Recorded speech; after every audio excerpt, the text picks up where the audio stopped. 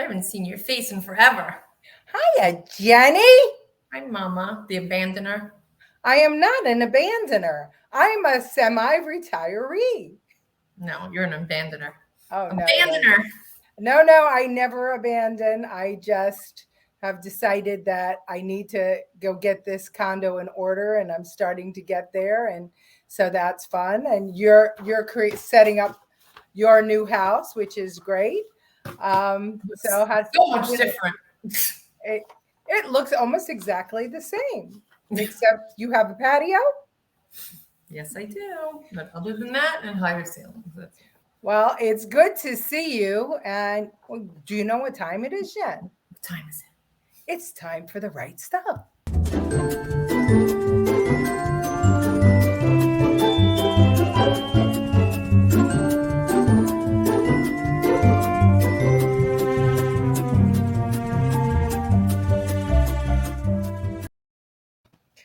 So I'm so happy to have you back, my little baby girl. How was your week? The same as it always is. Miserable. Nothing new to report? No. Oh, I made confirmation. So you're officially a member of the Catholic Church. Yes, I am. Oh, well. Bernadine, although it might be Bernadette. We don't know. Bernadine is and tell everybody why you chose Bernadine as your saint name. Because she was the PR marketing person for what I would think was the Bible when it came out. But listen, they have a skiing saint, a sewing saint, a marketing saint. It's all bullshit like the church. So I could just see it now. I mean, so they have a book launch for the Bible. What does that look like? Yep. I mean, Jesus is like, hey, Bernadine, you got this book. This has to get in everybody's hands. Not she did a great job. It's famous. It's going to be a bestseller. They might revise it a few times, throw in some extra bullshit, but it's going to take off. Well, that saint knew how to market a book, boy. It's in every motel room, bedside table, bathroom, couch, cushion. Well, I'm sure the Catholic Church is happy to have you. I'm sure Father Martin, you got a call. Did you tell him? No. Oh, my. Well, Father Martin will be happy to know it. And he'll be so confused that Jen Remauro has officially become a member of the Catholic Church. And confused is probably the right statement. Lucille Chavone says, congratulations, Jen.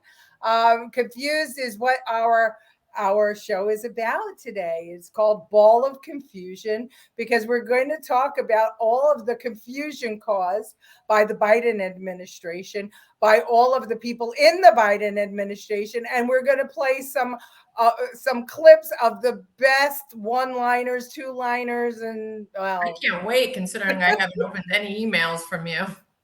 It's true. Jen and I haven't coordinated at all. So all the clips that she sees today, it's going to be the first time that she's seen it because she was running around until 15 minutes before the show. So let's get right into it.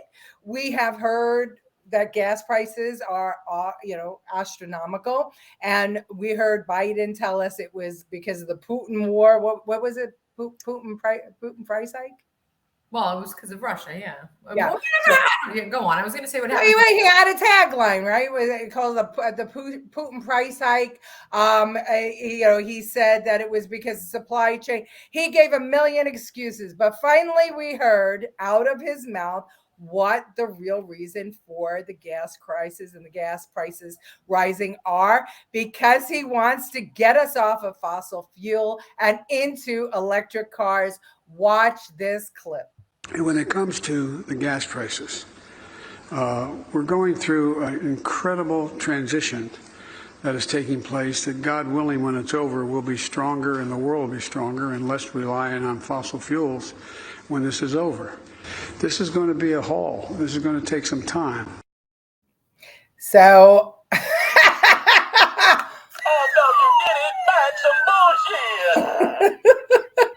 Well, listen, he finally admitted it. It's, we're going to transition to a new world order where we're going to use electricity instead of gas.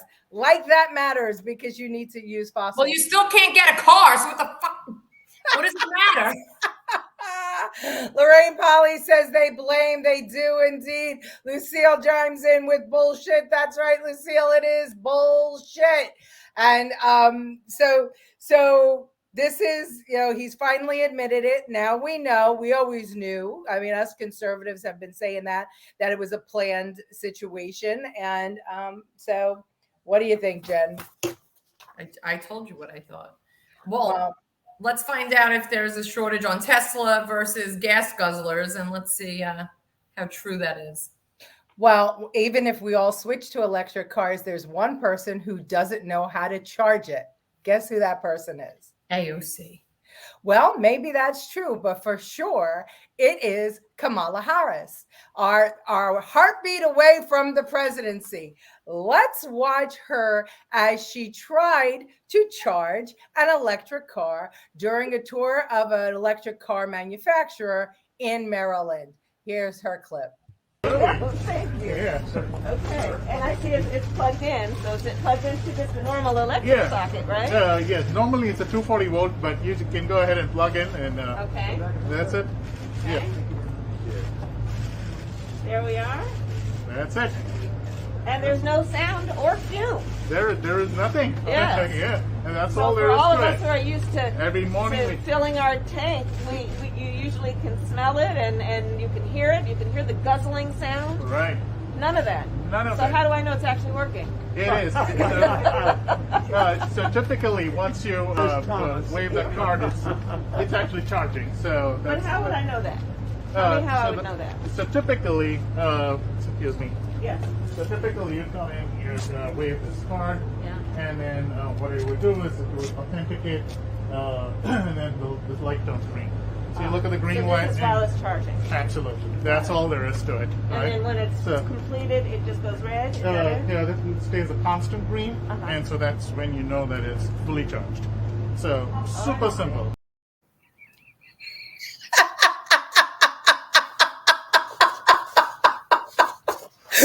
There's no fumes when she plugs in her toaster You're either. really doing our job. How do we know you're really doing your job? How do we know it's really working? Well, we don't. Maybe it's a government issue. Like if she were not VP, then what? Well, we know how she got her working job. at Tesla. She'd be working at Tesla. I mean, really, no, she would not, because what does our friend Elon Musk say? That he cherishes common sense and logic over any degree that you could have. And so we know that no one from the Biden administration will ever be working at Tesla, and that's for sure.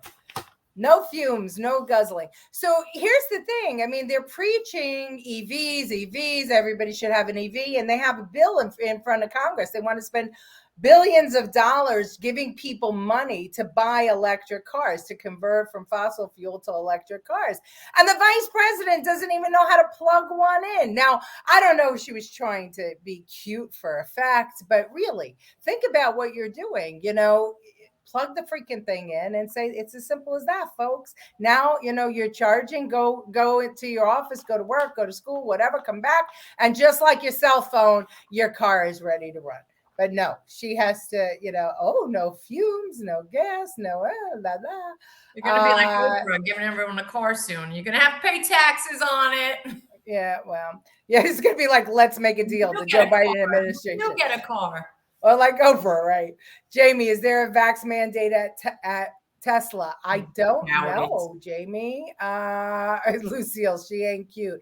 I don't think so, Jamie, because as I recall, I think that Elon was against the mandates. So I don't know. Jen, do you know? Nope. Okay. No, I don't. Okay. Well, and the hits just keep on coming. So our VP, okay, so Kamala doesn't know how to operate an electric vehicle, which they're preaching. And here's Janet Yellen, who is Treasury Secretary, and she doesn't seem to understand inflation. Let's see if anybody remembers this clip. Certainly, as the president says, inflation is the #1 domestic economic problem facing the United States right now. But it wasn't just the president who got it wrong a year or so ago. I want to play for you what you said about inflation last year. Listen to this. Is there a risk of inflation? I think there's a small risk, and I think it's manageable. I don't anticipate that inflation is going to be a problem, but it is something that we're watching very carefully. Was it a mistake, Madam Secretary, to downplay this inflation risk? Did that contribute to the problems we're all seeing right now? Well, look, I think I was wrong then about the path that inflation would take. As I mentioned, there have been unanticipated and large shocks to the economy that have boosted energy and food prices and supply bottlenecks that have affected our economy badly that I at the time didn't fully understand. Who cuts her hair? Doesn't she remind you of Glenda, the good witch from Wizard of Oz? She speaks so softly, and I mean, she's the energy. She's the Secretary of the freaking Treasury. You would think that basic economics 101 would apply in her mind. She's like hyper educated, but she didn't think that we were going to have a recession. I don't know, COVID. That might have been a hint. We're not allowing people to drill. I'm not going to say we're not giving out permits because the Biden administration keeps on touting that they've given out more permits than Trump ever did. But even though they're giving out the permits, they're not allowing them to drill. So the Secretary of the Treasury could not predict that we were going to have a recession. Well, she's just like the rest of the people on her side. She's a moron. And just to answer your question, which I'm very confused about now, Tesla, well, first off, Elon Musk said his family are vaccinated, but he opposes mandates. He said it goes against our freedom. But then Tesla launched a $10,000 monthly lottery to encourage workers to get the vaccine. So he didn't make you get it, but he was going to give you 10 grand if you did. So okay, well, you know what? I'm sure that he was subject to some of those federal regulations that they tried to impose. But, listen, Elon Musk is a favorite of ours. He's not perfect, but I don't know. I'd rather work for Tesla than Biden any day. So, so Janet Yellen, Treasury Secretary, couldn't predict that we were going to have a recession. And our energy secretary, Jennifer Granholm, couldn't answer the simple question, what would be her plan to lower gas prices in the future? Does everybody remember, or did everybody see? Jen, I don't know. This little interview, this is a fun one. Sturgis, Michigan, it is $2.89 a gallon. I guess that's better than in California. What is the Granholm plan to increase oil production in America? Oh my God, that is hilarious. Would that I had the magic wand on this. As you know, of course, oil is a global market. It is controlled by a cartel. That cartel is called OPEC, and they made a decision yesterday that they were not going to increase beyond what they were already planning. I don't understand. Well, that's why the title of the show is Ball of Confusion. So this administration has two things in common. They must dole out laughing gas at lunch because they don't do shit. They don't do shit. Everybody laughs and nobody knows anything. Oh, and the word cartel, that buzzword, that's one that's, the meat cartel, the gas cartel, everything's a cartel. Baby formula cartel. Yeah, right. All of it. That's right. But not a Washington cartel, right? DC is not a cartel in the least. They're just in control, but it's everybody else's fault.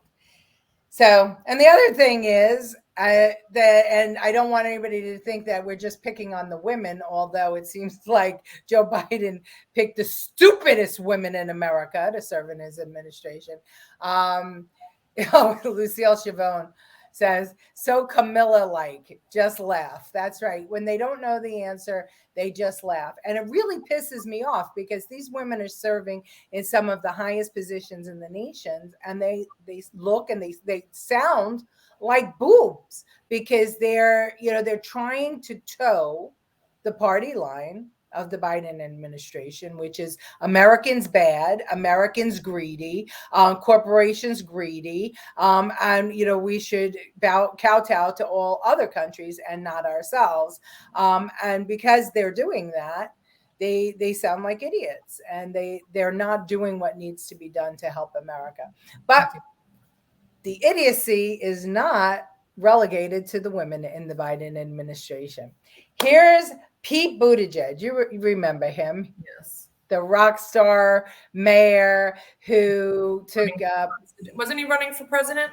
He was running for president, and now he's the Secretary of Transportation. He had a baby, and he took 6 weeks paternity during the supply chain crisis, and we heard not a peep out of him. Well, Buttigieg went before Senator Manchin. Now, Manchin's the Democrat in Senate who comes from a very conservative state, and he's a conservative Democrat. And Manchin is asking Buttigieg, he's saying that we agree, we got to get off the fossil fuels, but we can't get electric vehicles, and you guys want us to spend billions of dollars encouraging Americans to buy electric vehicles, which are on a very long waiting list. So why don't we try something different? Watch this exchange between Manchin and Buttigieg. I have to tell you, see, this is why I say I'm not going to condemn all Democrats and applaud all Republicans, because we have Republican assholes and we have Democrat superheroes, and Manchin is a superhero. And listen to this exchange. This is pretty good. China is responsible for 80% of the world battery material processing, 60% of the world's cathode production, 80% of the world's anode production, and 75% of the world's lithium-ion battery cell production. They've actually cornered the market. And I've got to be very honest with you. What I see going on with Putin weaponizing energy, using it as a weapon in Europe right now, I'm afraid that China could do the same thing. And we're not up and ready to run. And I know that we have to decarbonize the transportation sector. It's one of the ones that we have the most concerned about right now, that we can do something. And I've been very big on hydrogen, but we have not put the money or put the research to hydrogen the way we have on EVs. And it seems that we're still going down that path. And there's a waiting list for EVs right now with a fuel price of $4. But they still want us to throw $5,000 or $7,000 or $12,000 credit to buy an electric vehicle. It makes no sense to me whatsoever. If you look at the timelines that the physicists have laid out on climate, some of them can, in terms of our action and our need to rise to the challenge, could arguably be measured in months rather than years at this point. And so we feel a sense of enormous urgency to accelerate not just the uptake of electric vehicles, but as you note, their production and our productive capacity for them. One important thing that you mentioned was the processing capacity for these raw materials. So it's not only the stores of, let's say, cobalt or nickel, lithium, or some of those raw materials that are at issue, but their refinement. And sometimes it's actually the refinement piece that is most concentrated in a place like China. So we've been in close contact with the Department of Energy, just got a briefing on it this week actually, about what it would take for more of that to come onshore. Because we want to, as we say with just about everything in infrastructure, make sure that more of it's made in America, produced right here in America. And while we're also interested in the potential around hydrogen, we feel a sense of enormous opportunity, enormous urgency to deploy the technologies that exist and are on the market today and make sure that we get the absolute most out of that too. You know what's funny? So China has officially, they've monopolized the electric car industry. They make CATL, they make the batteries for Tesla. They produce the most batteries. They are mined. Everything, the components in the batteries are mined in China. So basically, we're in bed with China more so now. So he's trying to bring electric cars here, where China is ruling that industry as far as the battery. Because without the battery, you don't have an electric car. And that's Manchin's point. Manchin's point exactly is, because I was making sure I was right before I spoke. yeah, well, you're very right. Manchin's point is why are we know that China has the market cornered on all of this. And I love Buttigieg. He's talking about, the refineries are all in China. Yeah, you know why the refineries are in China? Because they don't want the refineries in America, because they're worried about air pollution, right? But China doesn't care. They'll kill their people. They got billions. It's also cheap labor. It's cheaper labor. That's right. That's right. That's what it comes down to, is a cheaper labor. If you made those batteries here, the car would be double in price. Well, the battery would. Well, not just because of the labor, but because of the government regulations, because you're not allowed, your refining is a very difficult thing to do in a clean way. America is one of the cleanest nations that there are, but the third world countries and China are making all the stuff. They're doing all the jobs that Americans won't do, because we have, regulations, we have health concerns, we have human rights, and China they don't care what happens. So what Manchin is trying to say is, why are you guys asking us to give $10,000 per family of taxpayer dollars out for electric vehicles, which we don't even know that A, we can get, and B, if we do get it, we're giving the money to China to make it. So we're dependent on China to make the vehicle. Why aren't we doing something with hydrogen? Why aren't we exploring something else that's cleaner and safer and can be done right here? And I know it's a far-fetched thing, but they've proven that vegetable oil can run a car. Well, actually, yeah, you're right about that. And he actually goes on to say, and I didn't want the clip to go too long because it was a very long, clip, but you can find it on YouTube. Manchin goes on to say that he wanted to create a North American Energy Council or conglomerate where we could take some of the stuff that's in not only in America, but also in Canada, and refine stuff there so that we can power a fossil fuel alternative vehicle, but make it within Canada and the United States, in the North American continent. And wouldn't your tax dollars be much more beneficial going to that? I mean, it's true. I mean, it's a hop, skip, and a jump from New York to Canada, from Michigan to Canada, from Seattle to Canada. They cross the border constantly. So at least with Canada, we have an exchange going on, and the money comes and goes. Canadians come here, we go there. You can't get into China. It's not like, okay, I'm going to hop in my car and go to China. It doesn't work. So once again, Manchin, common sense Democrat, is calling, in a very respectful way, call Buttigieg on the carpet. But what I thought was interesting was Buttigieg never answered Manchin's question. He just pressed. He said that we are in such dire straits that the problem with climate is going to happen in months, not years. Months. What? I've been down in South Carolina for 3 weeks. I still haven't gotten a tan. What are you talking about? It's been raining half the time. Months, not years. I mean, ball of confusion. I mean, and that's what we get when we have a mayor who knows nothing about transportation as, the transportation secretary. But again, it didn't matter what he knew. It mattered that he was gay and married. That's what mattered to the Biden administration, not the dossier, not his bona fides, but what he looked like and how he acted. That's what he does in bed. Yeah. So this one, I can't wait till you see this. Our Attorney General, Merrick Garland, we might remember him from the Obama administration. Obama wanted him to be a Supreme Court justice, but our senators said absolutely not. We're not going to ratify him as Obama's going out, and so they held up his vote. Well, Biden decided to make him Attorney General. And when he was being questioned for the position of Attorney General by the Senate, he was asked about the border and what he was going to do as Attorney General. Watch this answer. Ball of confusion. Everything. This clip talks all about why we named our show what we did. Watch this one. Judge Garland, I'd like to talk a little bit more about the law enforcement challenges at the border, which I know a number of other members have brought up with you. Just a fundamental question.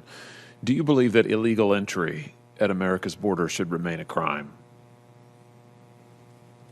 Well, I haven't thought about that question. I just haven't thought about that question. I think the president has made clear that we are a country with the borders and with a concern about national security. I don't know of a proposal to decriminalize but still make it unlawful to enter. I just don't know the answer to that question. I haven't thought about it. Will you continue to prosecute unlawful border crossings? Well, this is again a question of allocation of resources. We will, the department will prevent unlawful crossing. I don't know. I have to admit I just don't know exactly what the conditions are and how this is done. I think if I don't know what the current program even is with respect to this. I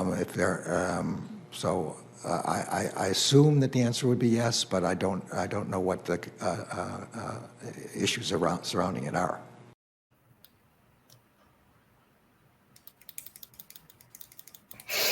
Oh, girl, no! I haven't thought about it. Why would an attorney general nominee think about whether he would prosecute people coming over the border? Now we know why 2 million illegal migrants have come over the border bearing fentanyl and disease and babies and everything else, because Merrick Garland hadn't thought about it. That's going to be my new answer. I haven't had time to think about it. I don't know.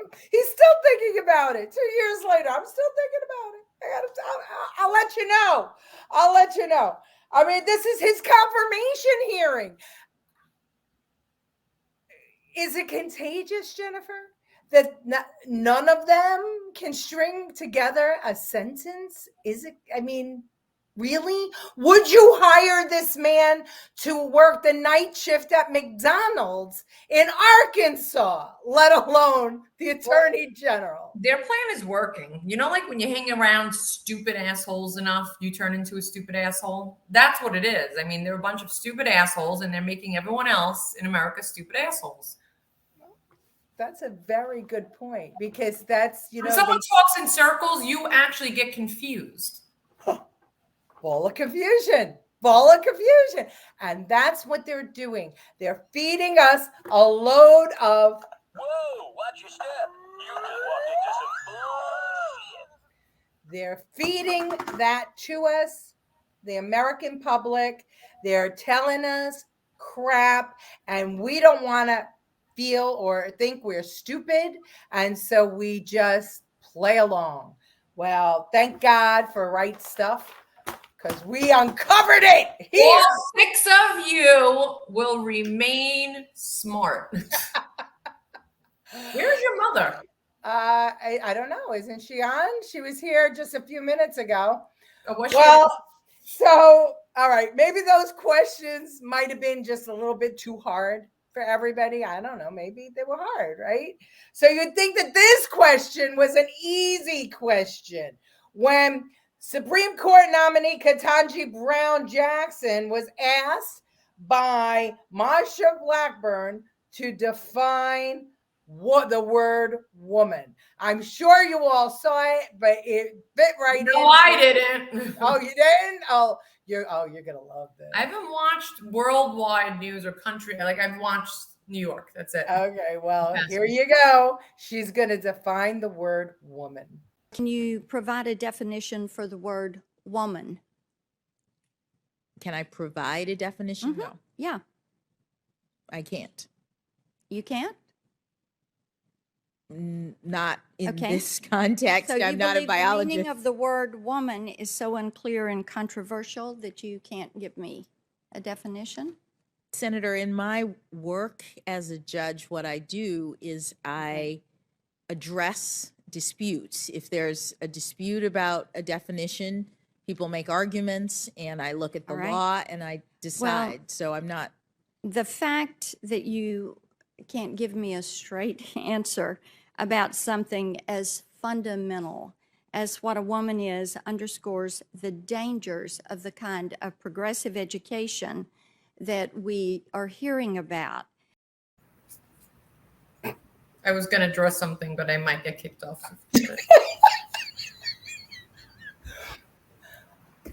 Okay. So she's not a biologist. But then how is she supposed to argue when something is argued about the fact of what it is? If she doesn't even know what a woman is. Well, she can't define it because she's not a biologist. You clearly need a specialist to define a woman because, everyday people don't know what women are. She's probably she's goddamn confused because she doesn't know who identifies with a panda, transgender woman thing is. Pole or hole? Pole or hole? Do you have a pole? Boys' room. You have a hole? You go to the girls' room. That's a boy and a girl. A hole and a pole. You don't have to have boobs. Not all of us were blessed. But that's it. We can't. So we need a specialist. Only a biologist can define the word woman. Can give you the definition of a woman. And she's going to everyday people just to be like real politics. This is it. We really need can you imagine if another politician was sitting there and they're like, can you define woman? Yes, she has a hole. She has boobs. And she can have a baby naturally. That's it. I mean, you could see the look of panic on her face. Oh my God, how do I toe the line on this one? Oh, I'm just not going to answer. Here's the thing. Around the world, what are people saying about America? She is going to be sitting on our United States Supreme Court. They are actually kicking out a justice to make room for her because she's got the look and whatever else. Really, Bernadine, she needs PR. She needs PR. They should have asked her, can you define a cat? But if you asked her to define a fetus or when life began, I bet you any amount of money, she could define that in 2 seconds, right? Because the party line is being towed on that. Listen, I can't blame her. We're just so confused in this day and age in society that I don't even know what a woman is, so. Well, I do. I'll say it over and over and over again. There are 2 sexes, male and female. What you feel, something else. But biologically, 2 sexes, male and female. As you said, hole in a hole, vagina, penis. And a woman, most women have wombs that can carry children. Not all can, but they are born with a womb. They're born with a womb. So when it's removed, it doesn't mean that they're no longer a woman, but it's part of the anatomy of a woman. That's it. That, there's X's and Y's, and that's it. There's a million ways to define a woman. She couldn't do it because she was afraid of not being able to toe the party line. And that's why Blackburn asked her that question. And God bless Blackburn for listen, her. One of my closest friends is transitioning to become a woman, will not call him or herself a female, and said it should not be. If you really feel like that's you and you have to go through the whole surgery. That's it. Don't walk around with a dress on and a pole. Right. And a beard. And pretend. And if you go and you chop that stuff off and you add things on, listen, that's a huge step in life. And then you have made the right to be called that. But you're still with DNA. yeah, but you know what? We talked about it before. If somebody walks in and they are I guess there's no other word to use. They look like a woman, acting like a woman. All of the signs tell you that's a woman. Most people are going to treat you like a woman. Same thing if you're looking, feeling, acting like a man. You might not biologically be that, but nobody knows that because nobody's going to tell you, drop your drawers so I can identify what you are. And I have many friends that are gay who do drag, and that's a whole different thing than transgender. Transgender is the best person, I guess, is Caitlyn Jenner to kind of be the spokesperson for the transgender community. He, knew she. That's right. Well, I was going to say when he was a Olympiad, he was a man. He competed in the male contest, and then he realized that for him, being a woman was where he identified, and he went through with it, and it was very difficult for him because he was very public and broke up his family, but he did it. And if you didn't play in female golf. Right. That's right. And when you hear Caitlyn Jenner talk about transgender in women's sports, she is the first one to say, I can still hit a ball 250 yards. I don't belong in female competing in female competitions. Excuse me, I lost my paperwork.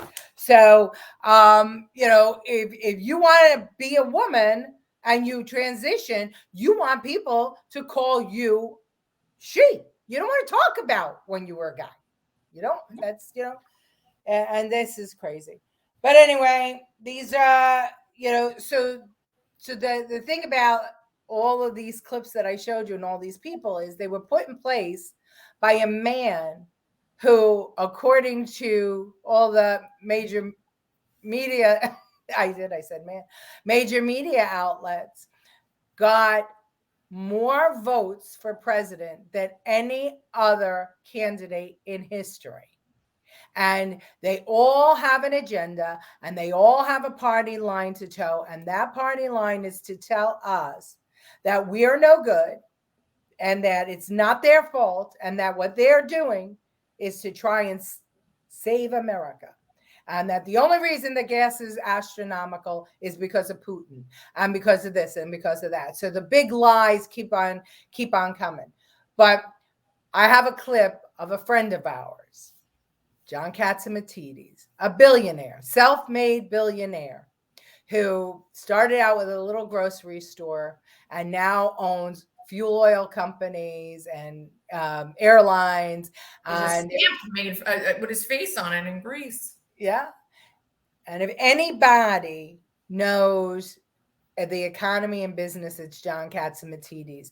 And despite what they're all saying that, we're going to recover and things aren't going to be that bad, listen to what John Catsimatidis has to say about recession and what's coming. A recession does not have to happen. The obsession that President Biden has with not turning on the spigots. In North America, we have 100 years worth of oil.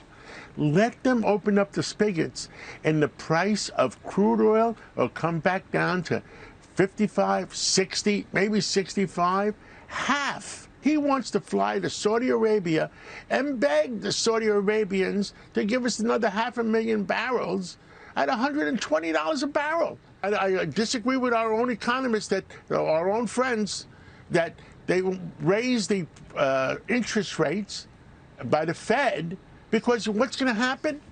Instead of bringing down the price of oil and controlling recession, increase the price of interest rates, and guess what? He'll wipe out the real estate industry. He'll wipe out everything else in America. Somebody is on a path to try to destruct America, and somebody has to say, guys, enough is enough.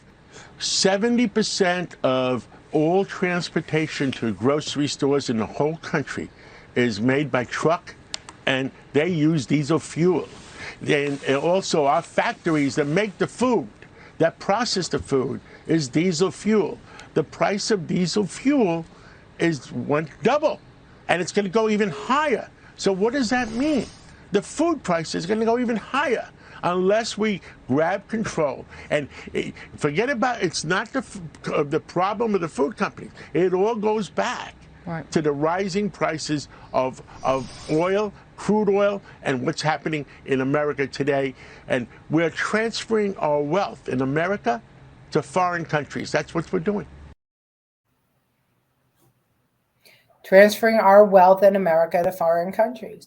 And that's, we're considered conspiracy theorists when we say that was Biden's goal all along.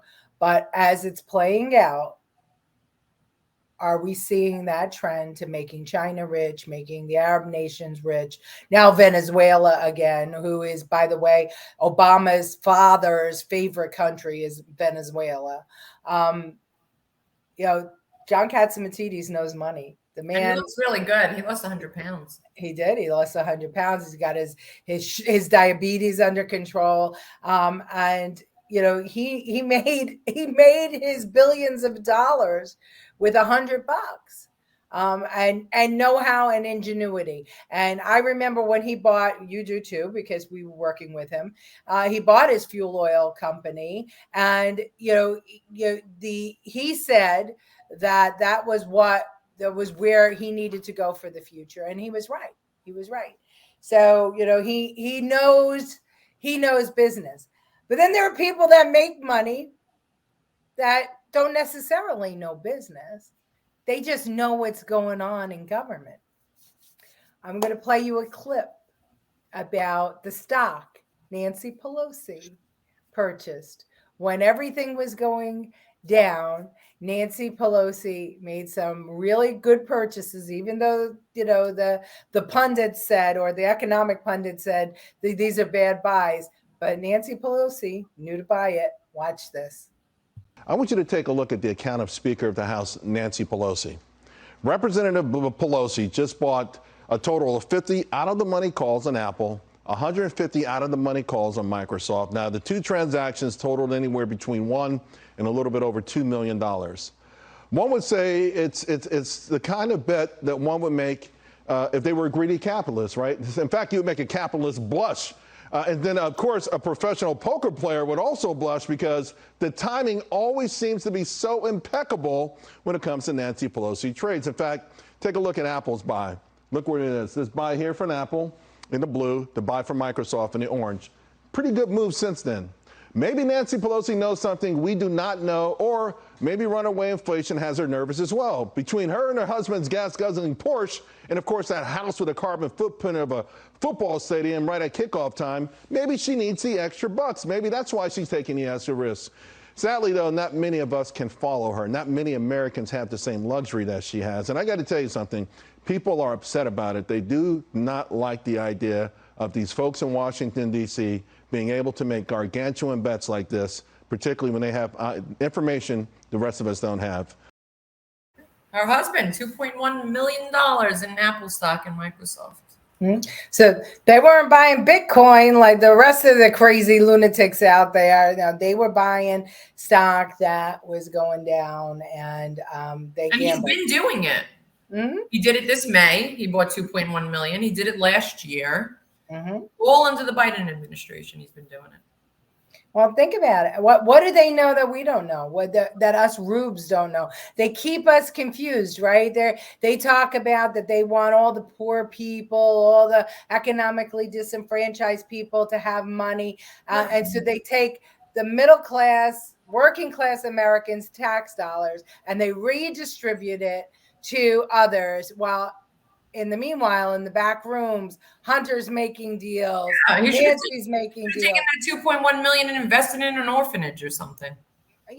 Yeah, you notice that they didn't Girl, say. buy babies, I don't know, do something. Well, I bet you if you take a look at any in San Francisco or any of her congressional district, that Nancy Pelosi doesn't give one blessed dollar to any of the not-for-profits that are out there, because elected officials are notoriously cheap.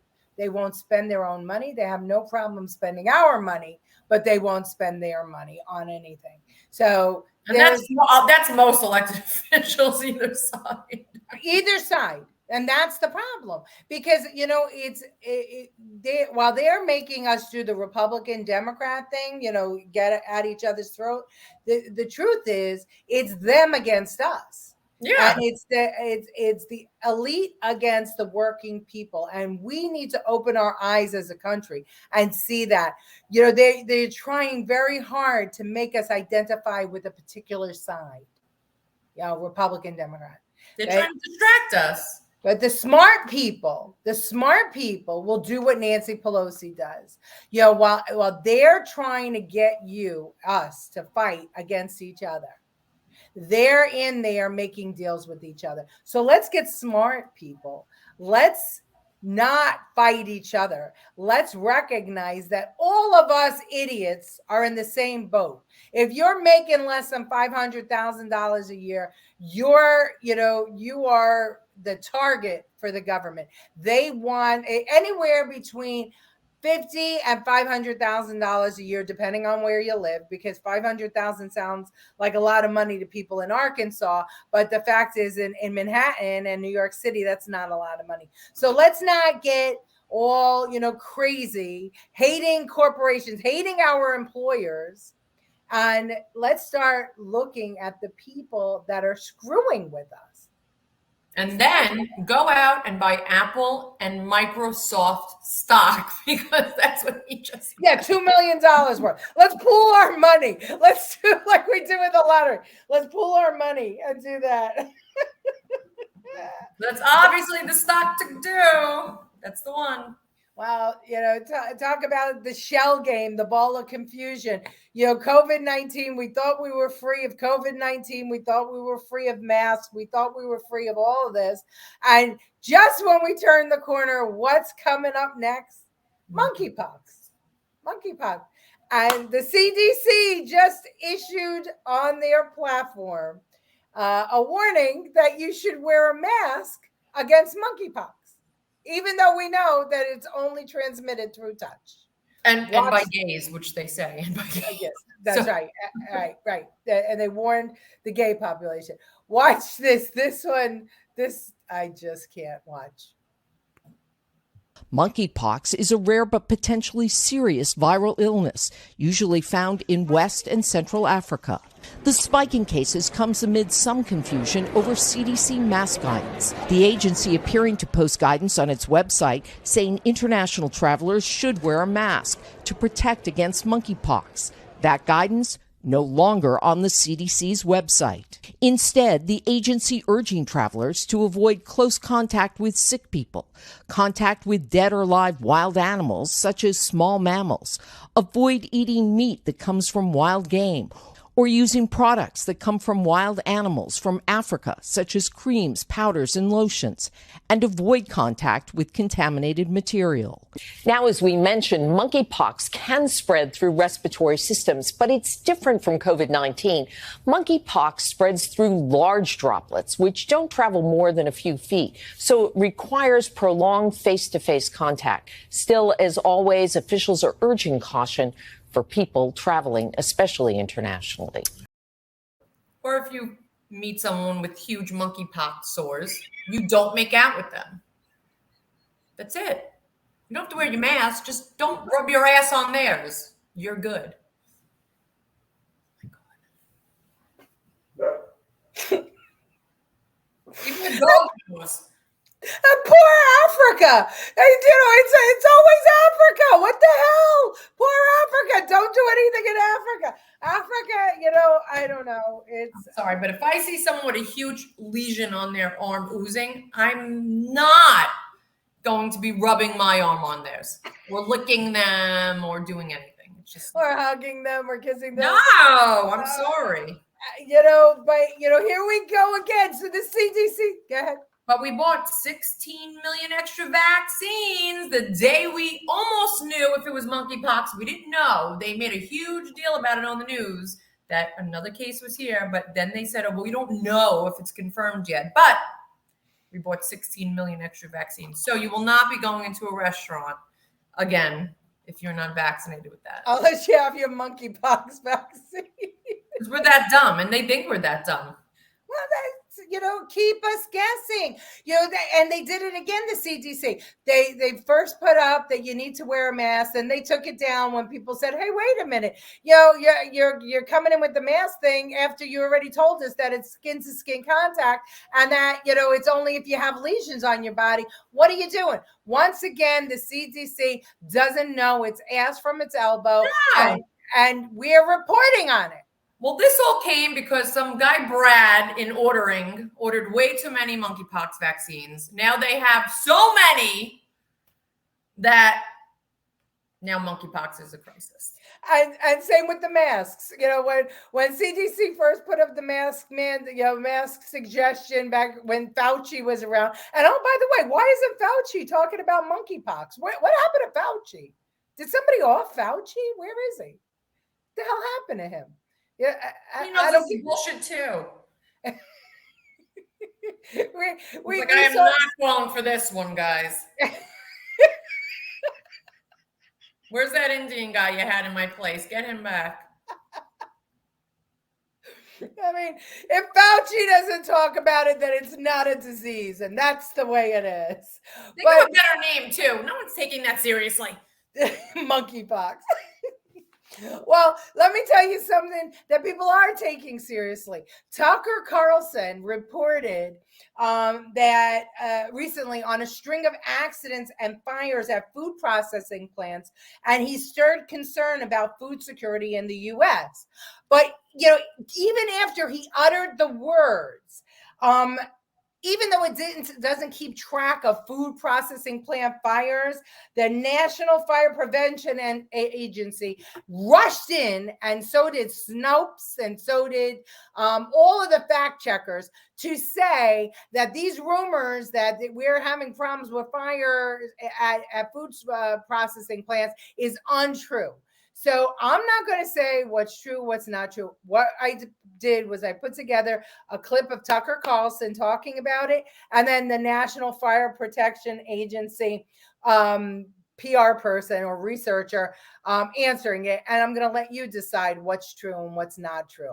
Here's the clip. Plane apparently crashed at a General Mills plant, a food plant in Covington, Georgia. 6 tractor trailers were reportedly on fire. You're seeing pictures from the scene right now. This is the second time in a week that something like this has happened.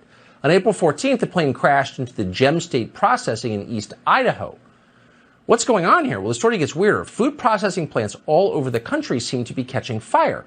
A couple of days ago, a fire destroyed the headquarters of Azure Standard, one of the largest organic food distributors in the country. At the end of last month, a fire severely damaged a fresh onion packing facility in South Texas. In Oregon, a potato chip processing plant just reported a boiler explosion that sent workers to the hospital. What sort of data does NFPA have on fires at these kinds of facilities? So unfortunately, our data is not so granular that we have specific for food processing plants, right? So we get our data from the National Fire Incident Reporting System, and there it's coded as manufacturer processing, for instance, or like refrigerated storage, which often involves food as well, or agriculture, fires, etc. So, but there's nothing that can go down into the detail level of food processing plants. So unfortunately, I don't have the precise data just for that. But when I look at how many fires we've had in some of these other, other categories, just to give you an idea of numbers we're talking about.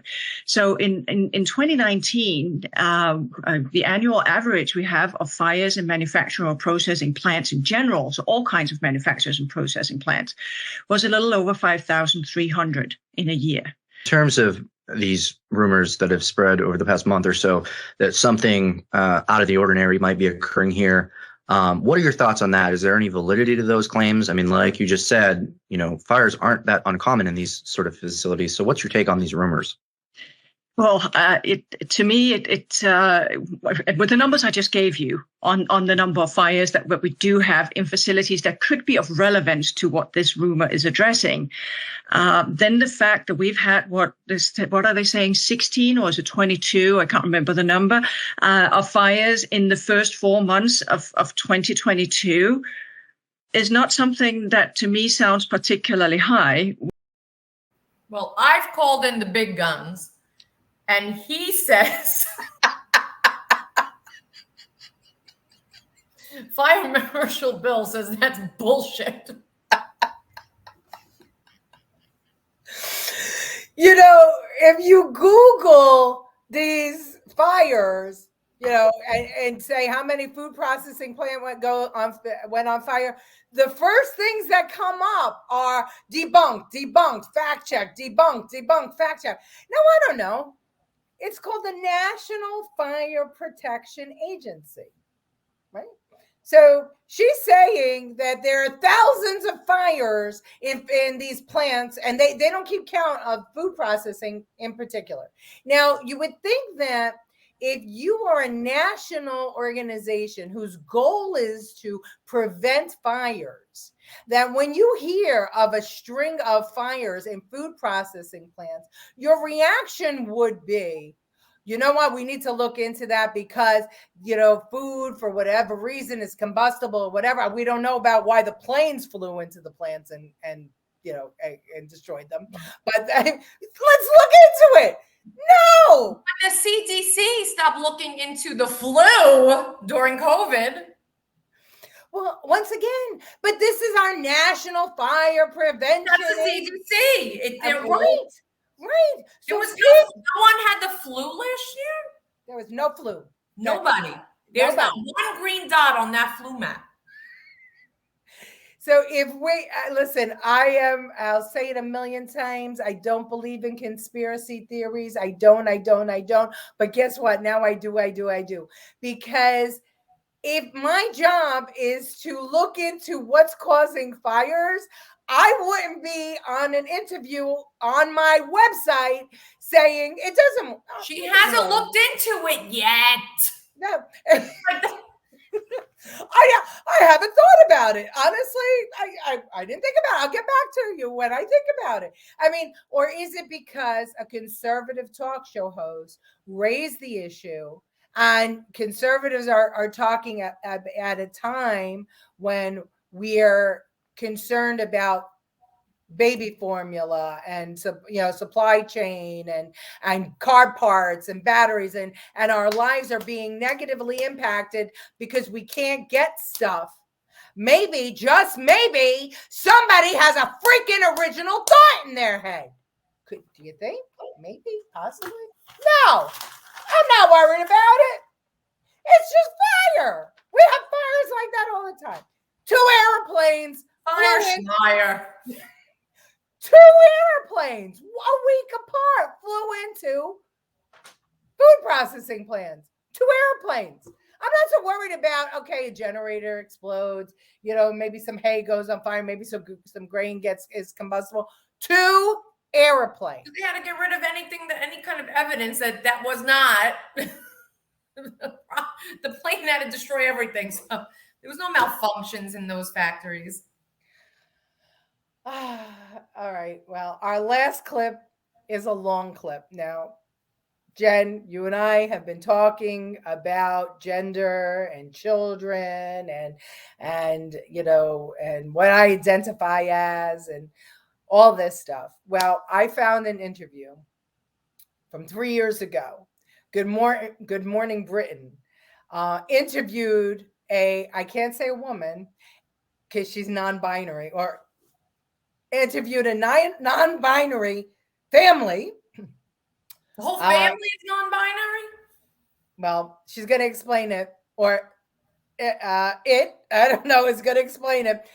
Three adults in the family, all non-binary, and they're raising 2 children.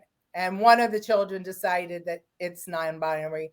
And at any rate, I had to clip it up because it's 15 minutes long. I suggested everybody look and watch the whole interview because it's going to blow your mind. But if you want to know where we're going in the world with this generation and this transgender and this whole gender identity stuff, not gender identity, watch this and then tell me what you think, Jen. I've been waiting all day to show you this. We have heard of people who identify as non-binary using the pronoun they or their instead of he or she. But what about this? Having a they-be instead of a baby. It's a new term that some parents are using to show that they're bringing up their offspring gender neutral. Explain your domestic setup. You're married, is that right? Yes, I'm in a multi-adult family. There's 3 of us that are raising 2 children, an 8-year-old and my 1-year-old. Yeah, I'm non-binary, which means that I don't identify as a man or a woman, and I use they, them pronouns. Okay, and your wife or partner, is it a wife? How would you describe your other half? All of the adults in my household identify as transgender or non-binary. We don't know whether Sparrow was born male or female because you haven't said that. The Sparrow is now non-binary? No, Sparrow is, I would say, antigender, which is a term, that means before gender. Like, all children, at this age are developmentally not able to really understand gender yet. It's just something that they don't have the understanding for. So it's not that the child is non-binary, it's that the child just doesn't have any gender yet. Commonly, people born with one type of anatomy will identify with one gender, people with different anatomy will identify with another. But that totally negates the fact that there are legitimately thousands of people all over the world for whom that is not the case. Hazel decided that they were non-binary when they were about 4. They had been exploring gender before that, trying on different pronouns, experimenting with different names, but they picked they, them pronouns and chose the name Hazel when they were 4 Ari, years old. with the greatest of respect, and I put it to you that this wasn't Hazel's idea, was it? This was your idea. You decided that Hazel had gender issues that she needed to address, and you persuaded your daughter that she was no longer to be a girl, didn't she? Hazel has a unique education because living in an LGBT family, they have met people of different gender expressions and have been safe to explore their own gender, which has led them to a personal discovery. Does that mean that I forced them? No, of course not. Isn't this just utterly exhausting? When it comes to children, because, if you've got a child of 4 who's growing up, it must be difficult for them to try and express that to other adults who don't understand your setup and don't understand the situation. And when other adults say, have you got a little brother or a little sister, how does a small child explain that, perhaps to other children that they're at nursery with? That's a great question. Hazel is very confident, very verbose, and very well-spoken, and they enjoy advocating for the visibility of their family, and they enjoy engaging their peers and adults in conversation.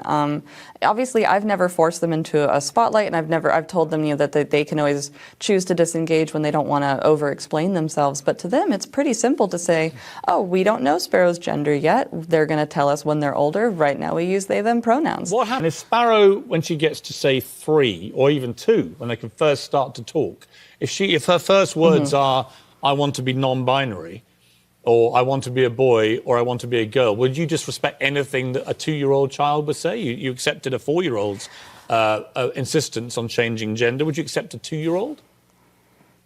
I would accept that child was exploring. I think that at that age, gender Ari, a child of 2 is not set in stone. I'm sorry to be the stick in the mud here. A 2-year-old kid hasn't got a Scooby-Doo about any of this stuff. The idea that you would literally... The idea that you would even... If my kids said that they wanted to pretend to be Scooby-Doo, I would play along, and follow the child. The idea that you as a parent would even countenance the idea that a 2-year-old child has any ability to form any serious perception of gender, I think, frankly, I put it to you respectfully, is utterly ridiculous and actually damaging to that child. Well, then in that case, if a 2-year-old child, as you say, genuinely has no ability to conceptualize gender, isn't it toxic and bizarre that at 2, we are telling someone you are a boy because of your anatomy? If that 2-year-old genuinely can't conceptualize of what a boy is.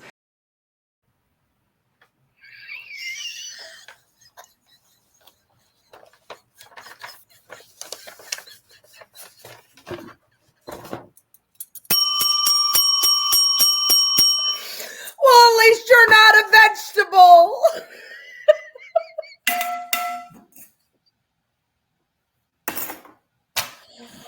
Oh my God. Listen, how sickening Angela Rick is. I'm done. I'm done. Well, you know what? I feel like that interview was so important because I needed to hear it.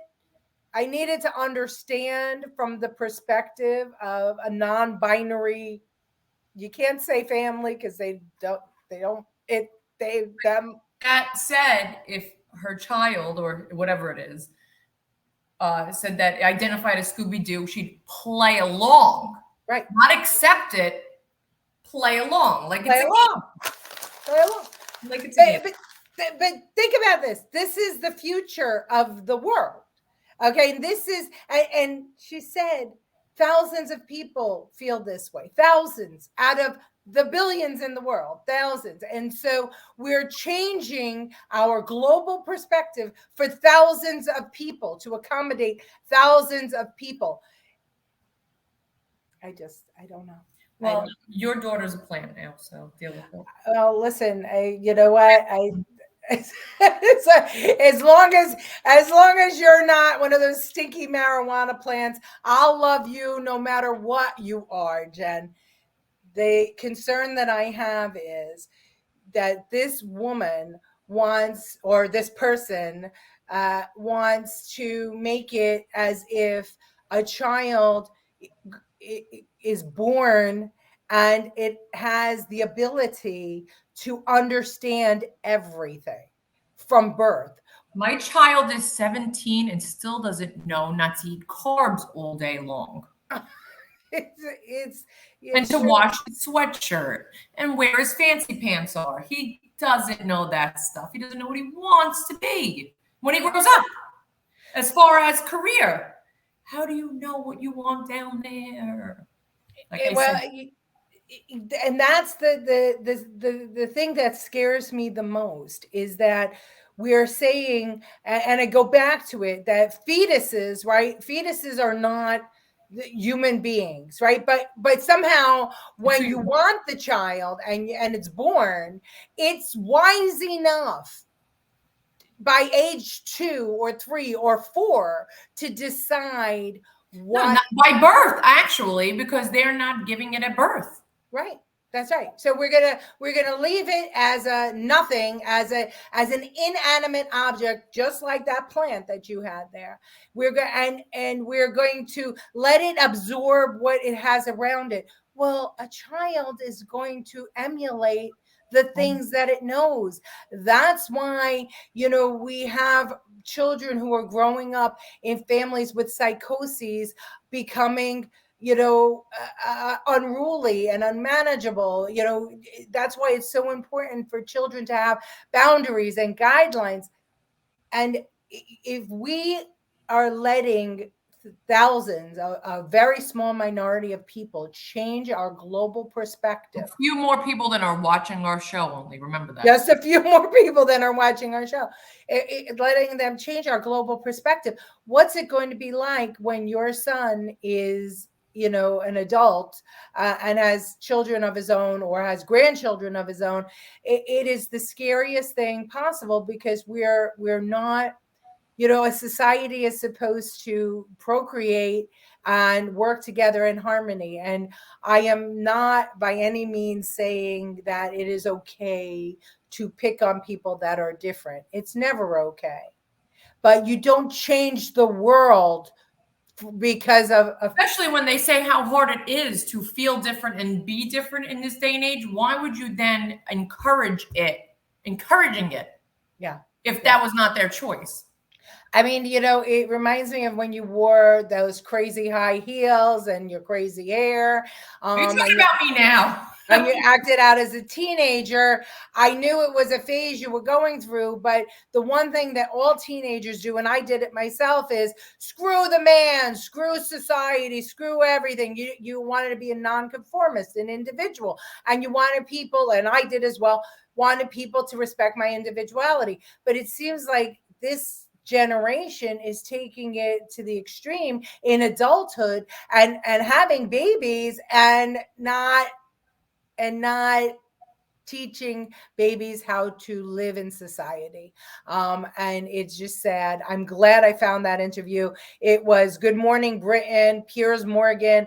Google it. It's a 15-minute interview. I suggest everybody watch it from beginning to end, because Piers raised some good questions, and the non-binary person, I think, raised some good answers for his questions, to show us what's going on. I mean, I thought she was very informative, and I was glad she kept her cool, even though Piers didn't. And I think she explained herself well when Piers said, how could you expect a 2-year-old to know what it wants to be? And she said, well, then why would you assign a 2-year-old? But you assign a 2-year-old because that's biologically what it is. And as we know from Ketanji Brown, that, you need a biologist to tell you whether you're a male or a female. Aneurysm. You got one. Aneurysm. I know. Anyway, ball of confusion. This is what we're up against, ladies and gentlemen. I hope that today we brought it all together for you to see. This was just a microcosm of what's out there. I really urge you all to Google the Biden cabinet and all the things they say. There are some humdingers. Put it all together, because when you look at it, instead of just separate little sound bites that happen in the news over and over again, when you pull it all together, you say to yourself, what are we doing? Not only in this country, but it's now global. And if you really want to blow your own brains out with confusion, take a look at the World Economic Forum that just went on recently in Davos. It was amazing how these economic leaders of the world are trying to globalize our labor force. Very scary, very scary. So, Jen, last words? I'm probably going to get killed when I leave my apartment today, because now I have high ceilings and the echo is phenomenal. Can't wait. Well, send the plant out first as a decoy. No, that thing's not going anywhere. He's like, See what happens.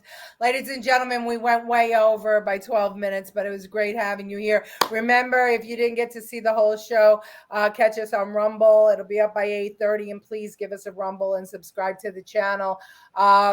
Angela Ricca said, God help Hazel when she gets her period. Yeah, I wasn't clear on if Hazel was a boy that became a girl and is non-binary. I don't know. That threw me off. The whole thing is. All right, I gotta go to work. Bye. See you all later.